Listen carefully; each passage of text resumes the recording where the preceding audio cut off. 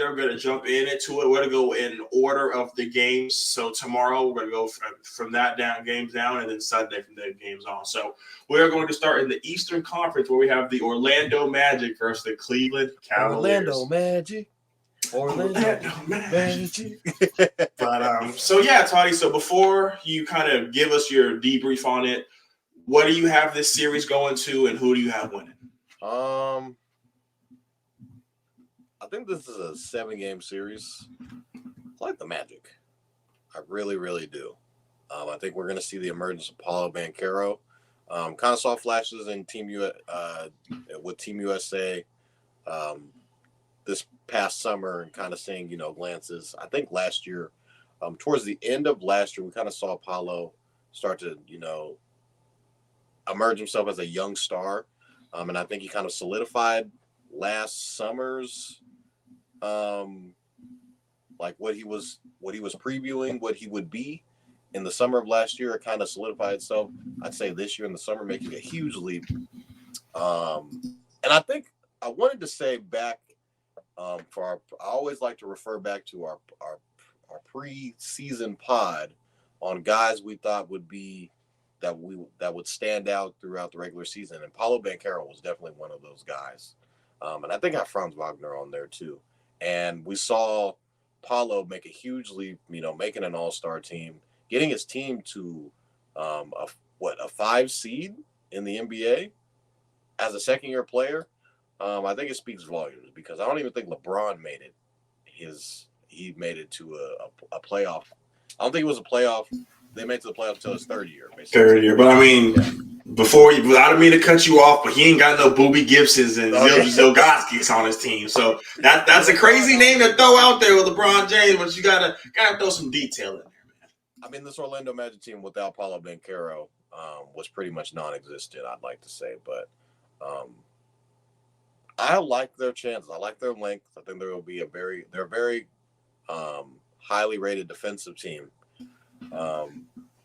I do think the best player in this series is still Donovan Mitchell, but just the way that the Cavs have been playing towards the end of the season, they have not looked as good as they did in the past couple of months. So can Darius Garland and Donovan Mitchell coexist for one more series? I'm not sure. Last year, they were favored against the New York Knicks and lost to Jalen Brunson and Julius Randle. The Knicks played a tremendous series, but just could never really get it going. And Donovan Mitchell was putting up insane numbers. We saw, I think, a 40-point game in the playoffs against the Knicks last year, a 38-point game from him as well. But they weren't able to really get over the hump. So another year with the Cavs, you would like to see. I think the Cavs are favored in the series. They're like minus 180 to win the series, if I'm not mistaken. So I do like the Magic in this series. Now, Franz Wagner has not been shooting well from 3. I think he's at sub 30% from 3, which is not what he's accustomed to. I do think we'll see some breakout games from Cole Anthony, who's been playing very well. A lot of people are going to start to figure out that the Magic are actually really good, because they haven't been watching them on League Pass like me and you have throughout the season. So they're like, oh, Jalen Suggs is really good. And Franz Wagner, these, we kind of been talking about these guys throughout the whole regular season. And then they'll really start to figure out who Paulo Banchero is, because the first game is not on NBA TV, by the way, guys. It's going to be on ESPN. But we'll probably see them on NBA TV throughout the rest of the week. It's kind of been like a running joke for this series in particular. But this is going to be one of the more exciting series. A lot of young talent that will be kind of surrounded in this series with, Garland. Evan Mobley we'll get to see too. Franz Wagner. Jonathan Isaac is going to be an X factor for the Orlando Magic defensively. And I think it's going to be a really exciting series. Probably a lot of low-scoring games we'll see in this series too, just from the defensive rating that I already mentioned from the Orlando Magic. So I think it goes 7 games. I do think the Magic probably pull out a series victory. You got to put a number to it, Toddy. You got to put a number to it. 7 games. Oh, you said 7. All right. 7 games. You know, man, it's this. I think this and the Clippers, the 4 or 5 matchups are always the hardest to choose. So in the East, we have the Cavs and the Magic. In the West, we have the Clippers and the Mavericks. The Cavaliers, we have seen literally, I think, 3 different versions of this team. We saw them from the start. It was really shaky. You see Garland break his jaw. You see Evan Mobley go out. Then you see Donovan Mitchell really take that stand. And everyone was like, all right, well, now they're playing a lot better without their 2 guys out. And then Donovan goes down before the season ends. And we really haven't got to see this team play at its full strength at the beginning of the season when they were getting all the irons and crinkles out of their system. So it's going to be really interesting to see how this team flows, all of them healthy. I think the Cavaliers don't have a chance in hell guarding Paulo Banchero. Evan Mobley out there on the perimeter is going to get torched. Dog food. And I compare the Cavaliers to the Timberwolves a lot in a sense because I think their big men are going to get played off the court. Small ball is such a big thing nowadays. Playing 2 big men and Evan Mobley. I forgot about Wendell. Wendell Carter. My God. That boy gonna be a problem.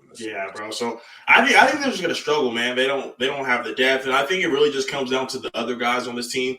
Like you mentioned, Jalen Suggs. If you haven't been watching League Pass, like Toddy mentioned, you don't know who Jalen Suggs is and how he's been doing. You still consider him a bust, being drafted so high coming out of Gonzaga. If this wasn't a year of Tyrese Maxey, he'd be up there for most improved. If we're really being honest, like he's been killing it. He's going to make an all defensive team. So for them to really get that going, Jonathan Mosley has got this team ready to go. They have vets like Gary Harris, Joe Ingles. So they have a good amount of young guys and a good amount of vets. I'm really thinking that Wagner, Maurice Wagner, I think is his first name. So I think he's going to be a real big X factor in this series because I couldn't even tell you who the Cavs backup big is. Isn't it? Don't they go small with Niang? Yeah, I think it's George Niang. Yeah, so I think they're going to be small. Mobley sometimes plays the 5 too. That could be small ball. But I don't think you can have Jarrett Allen and Evan Mobley on the court at the same time for a long period of time. Evan Mobley just hasn't been consistent enough from that 3-point line, and they're going to make him shoot. And if you're not out there hitting they're going to dare his ass to take that 3-pointer all series long. He's going to be there too. So I don't think we'll see it. Go ahead, Kev. I know Paulo's going to show, but I think so we have the X factor with Maurice Wagner. I think the Wagner brothers are really going to solidify this series. If Franz can come and play alongside Paulo Banchero, because you would think they would have 2 stars, but it's really just Paulo Banchero is on a tier of his own, and then it's Franz, Cole, and everybody else. So if Franz Wagner can come to play every game, we saw, like Toddy mentioned, the Cavs got upset last year against the Knicks. And I rewatched the video. Not a single person on the panel chose the Knicks. We all went with the Cavs, and we were all horribly disappointed. So that was last year, yeah. Great. I was last year, bro. Everyone picked the Knicks, and I was like, damn, bro. Like, the Cavs really let us down, and I don't know if I can let the Cavs do that to me again, man. So if we can see the young Magic team really get after it on the defensive end, and Darius Garland struggles, I think the Magic win this in 6. I know the Cavs is going to be rocking in Cleveland. I wouldn't be surprised if the Orlando Magic wins tomorrow. Like, I feel like they're just going to jump the gun. They're a young team. They're playing with house money at this point. They have nothing to lose. So I am all in on the Orlando Magic, and I have them winning this series in 6. Jaevon Toddy is down for the moment, so I'm going to have to hold it down. So let's go ahead and get to some of these comments. The beam must be broken. Yeah, the beam must be broken. It's a sad, sad day to be a Sacramento Kings fan. Like I mentioned, Pop, we were talking about it before the show. I got people texting me saying, Kevin, I hope you're ready for the next drought, and A, B, C, and D. We just went 16 years, man. 1 year, I'll be fine. We'll be right back next year.